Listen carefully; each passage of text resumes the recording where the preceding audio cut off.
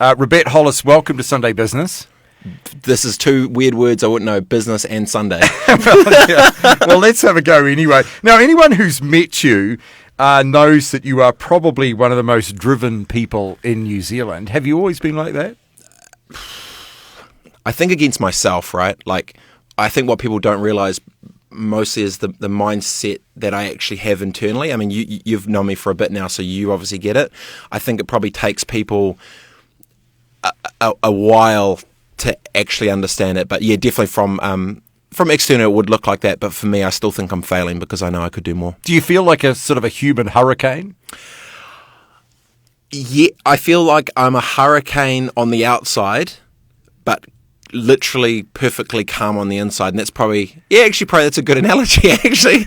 It's like, because internally I'm probably extremely balanced, but probably from the outside it probably doesn't look like I have as much, I don't know, either strategy or long-term thinking that I actually because do. When you get to the centre of a hurricane, it's perfectly calm. Which is the weird thing that, I mean, we've obviously connected a bunch before. You get that. A lot of people probably don't. And so I've never actually been described as a hurricane, so maybe that is a good thing. But do you find, though, when you do meet people for the first time, you can intimidate them with your energy and your passion and your conviction? I think, yeah, probably. Probably a perfect example is I've got a friend who's a good friend of mine now. When I met him a couple of years ago, he was a CEO at a big business. He came in with his team. We met the first time. He walked out of the meeting because he had just met me, and he literally said to his team, "That guy scares me." And then that's a bad thing because you lose opportunity.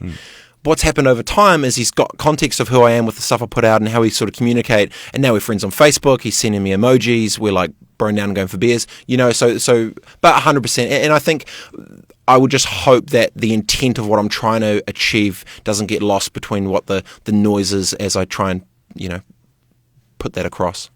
It's often said that, upbringing is what perhaps ultimately creates the character. And you had a bit of a rough start. You lost your father at 15 in a car accident. You're born and bred in Dargaville. How much did that shape you as the person you are today?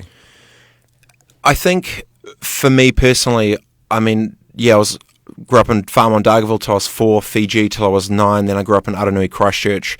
Dad had a double brain hemorrhage when I was 11 and passed away at 15. So for me, I was kind of the man of the house at 11 years old. And I had an older sister, younger sister, and I'll meet 11-year-olds now, and I can't believe that I had the mindset that I had looking at how young they are now. Like, I'm only 31 now, but for 20 years to go past, it's kind of a weird thing. So mentally, I already thought I was an adult at 11. And I've probably lost a lot of maybe personal time that I would have liked to have lived, maybe between those ages before I finished high school. But the reality is the drive that it kicked in me to try and do bigger and better things really propelled me to where I wanted to go. And for me personally, I think that is that drive sticks with me today more than ever. And so I really think I'm just getting started. And you ended up, you started with your professional snowboarding career. I mean, how does somebody born in Dargaville become a professional snowboarder? The weird thing is, a lot of people probably don't even know I actually snowboarded, but yeah, I grew up and came up through the world of snowboarding. After I finished Christchurch, I played lots of sport. I was played Canterbury rep basketball, Canterbury rep soccer, New Zealand basketball, New Zealand soccer. Skated a bunch when I was young, and then when I got into snowboarding really allowed me to kind of just open my mindset to creativity. And what it actually did for me mentally was like, hey, look, if I get good enough at this, I'm going to be able to travel the world. And that's what would get me out of where I was from. So I kind of call it like snowboarding was my rap. Like, because if you're in the States and if you're African American, you got to be 6 foot and be able to dunk, or you've got to have a hot album that's about to drop, like that for the most part. So for me, because I wasn't book smart at all, I really realized that was a thing. So snowboarding was my kind of outlet. Snowboarding was my rap, and I got into it. I set goals that I wanted to be the best in New Zealand, and then travel the world. And I just went full in. I became, I was a snowboarder, got New Zealand national champ, and then I also became a professional, traveled the world, and I ended up getting second at the world finals. So once again, probably back to your point, the drive probably thing, and so that was a start. Was it love? Was it love at first sight? The first time you were on snow. 100%. Right. And what it was because I'd always played team sports. Snowboarding allowed me to do something for me. And after my dad passed away, I really just put all my energy into that, where I could just have freedom of expression. And it sounds weird, but for anyone who's kind of creative or understands that mindset of what it takes to, try and create, snowboarding was my outlet for that. And I really went all in on that. What did snowboarding teach you? It opened my eyes to the perspective and the scale of the actual world. And I think a lot of times in New Zealand, there is a very funky disconnect between the world that they are living in and the actual world. And there's always this kind of white space between perception and reality that I think I try to understand and capitalize on through opportunity. And was that the start of the business side? We'll come to the business in a tick, but did you start getting some ideas when you were traveling around the world and you thought, wow, this could turn into something? No, I mean, I've been on the grind since I was like 4, 5. I mean, I was getting told off in primary that at whatever you are when you're 5, because I still remember this chick like me. She used to give me these small little like paper boat things, and I end up asking her if she could make like 5 or 10 of them, and then I'd flip them for like 2 cents each, and then go to the tuck shop and try and buy an ice cream. Entrepreneurship is in my blood. It was probably uncool to be an entrepreneur when I was younger, but now I guess with the rise of tech and opportunity and funding and all the rest of it, maybe it's a cool thing now. What I think there's a lot of fake entrepreneurs that are rolling around, because it's very easy to have an idea and get a bit of money off someone. I can't wait for the next wave to just wipe out all the weak links that don't actually have what it takes to execute, because I think there's way too many fakers in the industry. And the fact you ended up as an entrepreneur was really nothing to do with the careers advisor at your school. Oh, dude. You did a CD-ROM exercise, and it said that, well, you tell the story because you tell it better. Oh, man, it's so funny you bring that up, because every time someone says it, I just get so fuming on the inside. So my dad had passed away. I was 15. I went to my career advisor, and I did the CD-ROM thing, and basically I did this whole sort of survey type thing with potentially some career options. And because I obviously wasn't book smart, and I didn't really have, I don't know, I guess clearly the program didn't understand entrepreneurship, because at the end of it, it basically recommended to me that I could, work at a warehouse packing boxes. Now, I've got nothing against that if that's what you want to do, and if you're stoked on it, that's cool, but you need to understand, for me, at 15, going through all the stuff, and Aranui is not the, it's the low socioeconomic area of Christchurch, so it's not fancy by any means. All my crew, all my guys, they're all in gangs. They're all, playing ball on the Friday night and literally going out tagging and doing a bunch of stuff afterwards. So that landscape, that's not a very high ceiling to put on someone, especially in the situation I was at.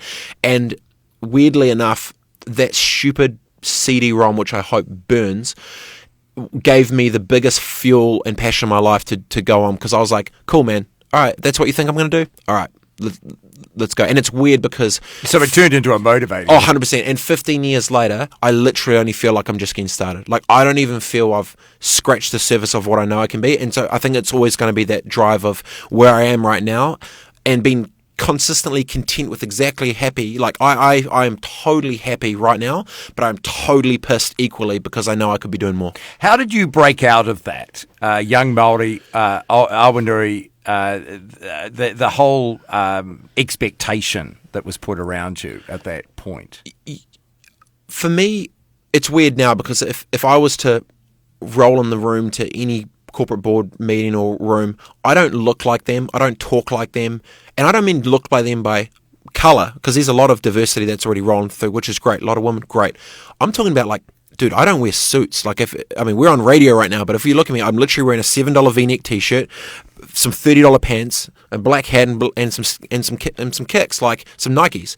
Like, that is my war outfit, right, of business. But weirdly enough, it's kind of become almost a thing where it's challenging me more to execute and deliver, because even if they know me or don't know me, I'm not looking or dressed like them. So the expectation of me having to succeed is a lot higher. So weirdly enough, that's happened organically. My dress code, the way I communicate, the way I execute, and just the way I roll is very probably different. And for me, it works. But at the end of the day, as long as you execute, and I think you can kind of have a bit more leeway than others. Have there been role models along the way, mentors or people who have influenced that?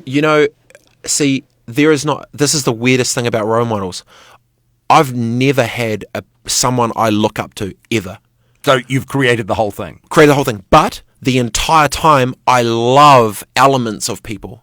Like, I love the vision that Branson has, where he can have hundreds of businesses, but you look at him, the dude looks happy as Larry. So something in his mindset. So I love the mindset of his happiness. I love the grit around Mark Cuban's sports mentality taken into business, because that's something I truly relate to. I really like that. And then but apart from that, like, I love pretty much there's I just don't think of those things. I don't look up to people as well. Now, I have mentors around me, and these guys, like, my circle is so tight. Well, I've kind of got this really funky spot where I've kind of got this 40 plus demo who love hanging out with the young buck to give them a bit of their time, and half of it, I don't know, maybe it started a little bit with sympathy, but maybe it's turned more into like, dude, he's doing all the stuff that we wish we could, but we've been constrained by handbrakes, and they can genuinely see that I don't care, I'm just going to go. So I'm really fortunate that exists as well for me, and that's something that I don't take for granted, and they definitely keep me in check. So I know, because I'm starting, I want to look up further down the line and being able to see those people that are executing at a way higher level mentally. That is what really gets stoked on. And when I'm only 31, right? So I still think I'm just starting to graduate real world university, and now I'm starting to play. Let's talk about the business you've created, because there's a number of parts to it. Where did you get your first break? It was a mental mind shift of understanding that in the snowboard world that I didn't want to be 30 and having to jump off a cliff to pay rent. So at 20, I knew I'd already been doing a lot in it, and basically I started my first business was a snowboard media company, media website. It was a community driven around content. Right as we're going from dial-up to broadband internet, there was a gaping hole in the media industry, which I knew that something was going to exist in this online space. YouTube wasn't really even out yet. Video wasn't really a thing. I was accustomed to sort of doing these sort of websites and stuff, and I saw the opportunity to create a hub that was driven by snowboarders for snowboarders that actually were giving stuff back and helping to support the community and film the young bucks that were coming up and doing all that. That initial business morphed into New Zealand's largest action sports network, which is called Airtime. Now, that business was basically around becoming a one-stop shop for action sports content in New Zealand. Now, we're going through a pivot of that business at the moment to try and drive it into the social era, because I think that the platform website days like that, I feel, are potentially done. I think there's so much more that, especially if it's action sports content driven on social, so that's something that's challenging us right now. But out of that morphed a business called Frontside. Now, Frontside is essentially it's an advertising agency driven around content and driven around video production. There's two parts to the business. One is the content consultancy with what you're doing, how it going, where we putting it, and the other is actual the production. So we have zero desire to do television commercials. We don't live in the TV landscape. We are all digital and social, and we have been for years. And if I actually look at my career through snowboarding, essentially you commercialize content is actually what you're doing, right? You work out that when a logo gets a certain placement, you get paid more money. You work out when you get more full-page spreads, you get paid more money. You work out how to get a return of investment for your sponsors so they feel good to write your check. So the mindset of commercializing content, it's been in my brain for 20 years now. So I've understood that game probably more than most. When YouTube came along in 2006, in 2007, we created the world's first same-day turnaround action sports web series online. We did that the same day. So now if you were to go to a tier 1 big agency and say, hey, give us a video in this day, they'd freak out. We did that 10 years ago. So the mindset around content, and so that's probably the second part of the under the bunch of other stuff I'm doing. And then the other one is CoLab NZ, which is a shared workspace for startup businesses. It's now New Zealand's largest. We have expanded to 10 floors and 7 buildings, and it's basically a whole bunch of digital tech startup freelancers that are in the landscape. So the kind of the two main ones, obviously, the front side with the content agency, and we do work with big brands, the Sky Cities, the Heinekens, the Veuve Clicquot's, Breakers. the range of the Breakers, a whole bunch of different bits and pieces. And so for that business, I live and breathe media all day, every day. I understand this landscape.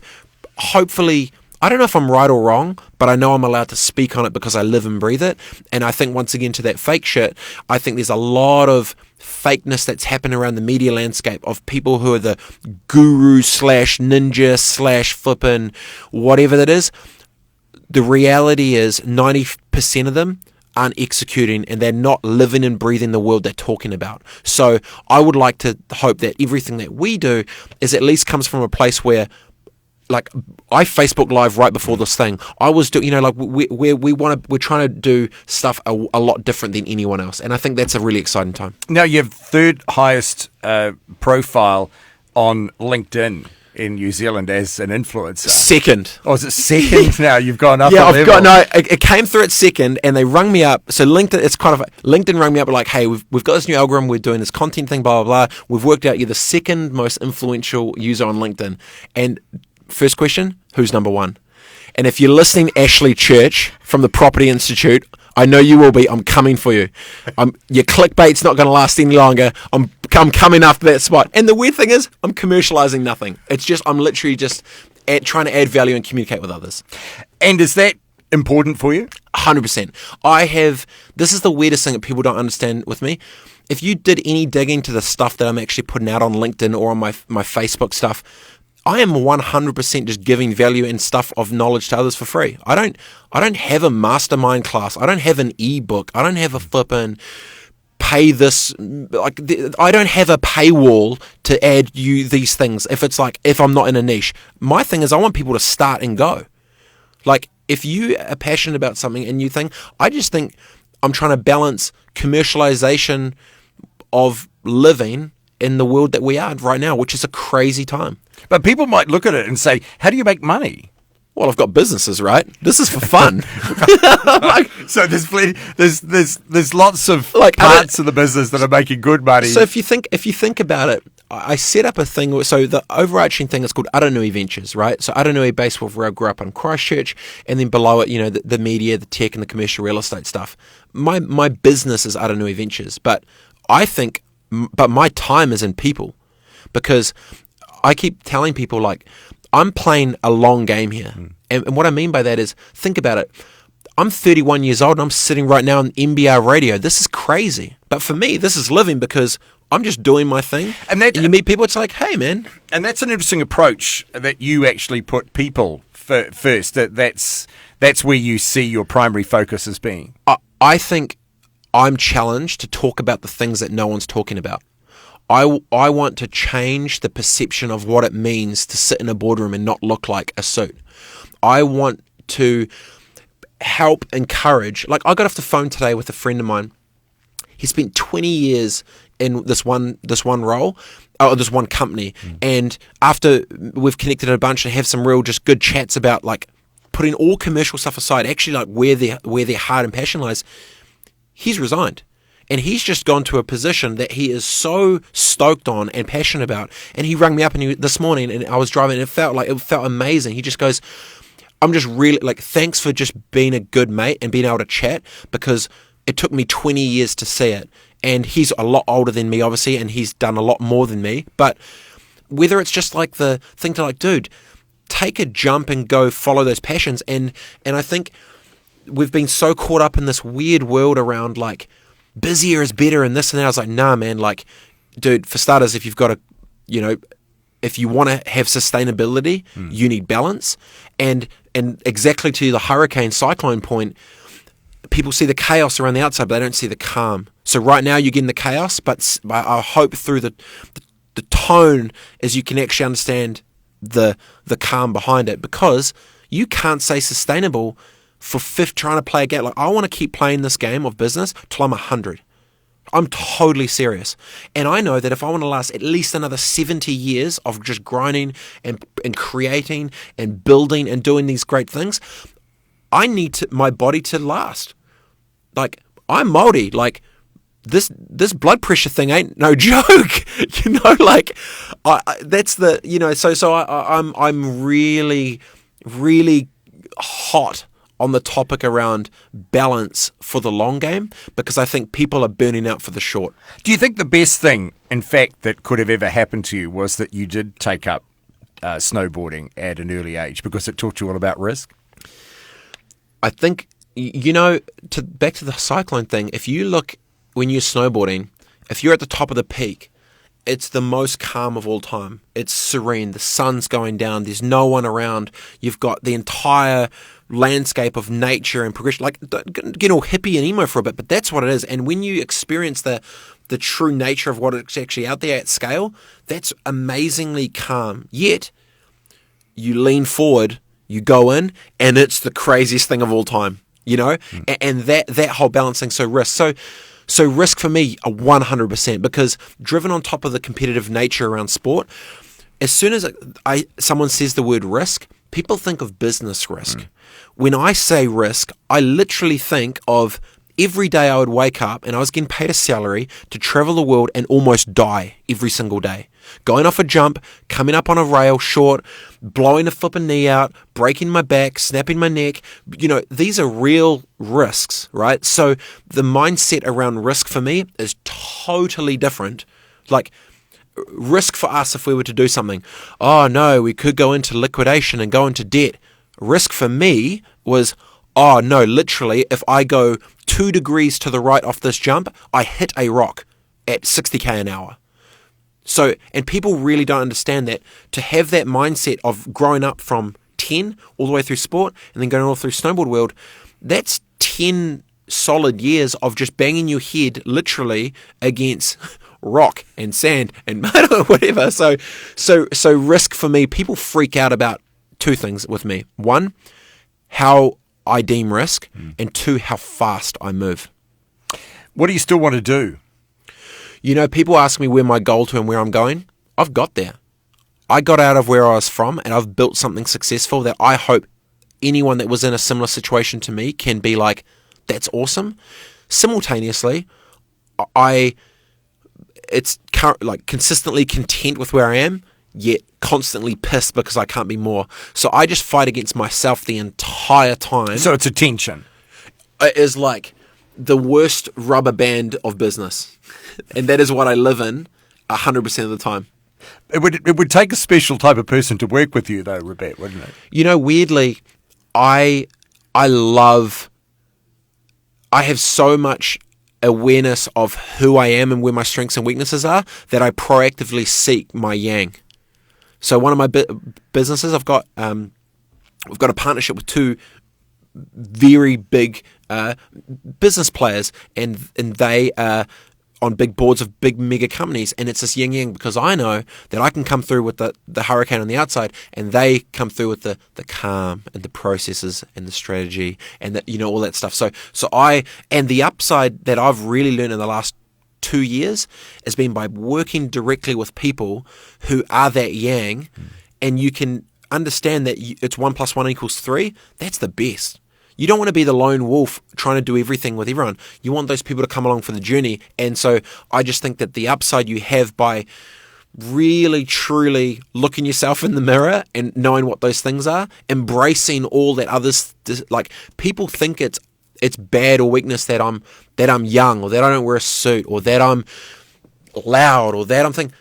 No one knows that the biggest, smartest business guys I've ever met, they look through all that stuff and they look straight into your eye and they can tell a person. Their EQ is just as high as their IQ. And I get jealous that I wish my IQ was as good as my EQ. Because being able to understand people, like the first time we met, we got each other within the first 2 minutes. And it felt like we'd been mates for 20 years. I'm not even kidding. And you probably felt the same thing. So it's that thing of, you understand there's so much more depth. Like, I want to go depth over width. And too many people are playing the width game, and I want to play the depth game. You're a T-shaped person. Yeah, I'm the blank tee-wearing, t-shirt-wearing person. And I'm saying, dude, depth any day. But I want to, weirdly enough, I want to do both. If we want to sit here and talk about commercial real estate, I'll go deep on that. We want to talk about tech, I'll go deep on that. We want to talk about media, I'll go deep on that. One of the things I do want to talk about, I saw your video where you spoke at a Maori Entrepreneurs conference. Yeah. They went viral. And that's an area where you would like to see some change, obviously, in the future. 100%. I hate, are we talking about culture? Are we talking about, we're talking about, dude, 100%. I am really driven around the fact that I think if you want to win in any lane, whether it's youth, whether it's Māoridom, whether it's women, whether it's tech, anything, it needs to be flat. And what I mean by flat is, I don't want it to be good for being a young Māori from Aranui. I don't want it to win because she's a cool chick that grew up in the South Island. I don't want it to, like, these things, I call it for a. Oh, that's good for a chick. That's good for a young buck. Oh, that's good for a trust fund baby. No. It's good because it's good. You know, and the market doesn't care. The industry that we live in now, they don't care about your feelings. So put that to the side. Understand that whatever you're putting out needs to stand on its own 2 feet. And the mindset around how things are perceived really piss me off. And I get super into it because I'm like, yo, no one gave me anything and you need to build it. So why is everyone waiting for everyone else to give them their opportunity? Stuff that. Take it. Do it. Build it. Make it. Create it. Go. People don't do that. People are like, oh, well, the next funding round is this. And, oh, if I can just set it up for the raise. And, oh, if it's like, no. Eat noodles.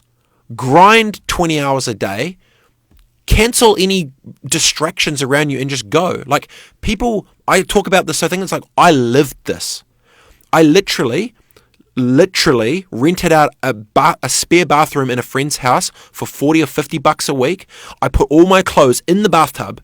I put a mattress down on the ground. I closed the door with the toilet and the bathroom in it, and I slept there for a winter with no heating. I did that. So the mindset of prioritizing what's important to get you where you want to go, that needs to be there. So, right, like, I can happily say it, that I just think way too many people are waiting for others to give them opportunity instead of people being proactive to go and get what they're after. And it pisses me off.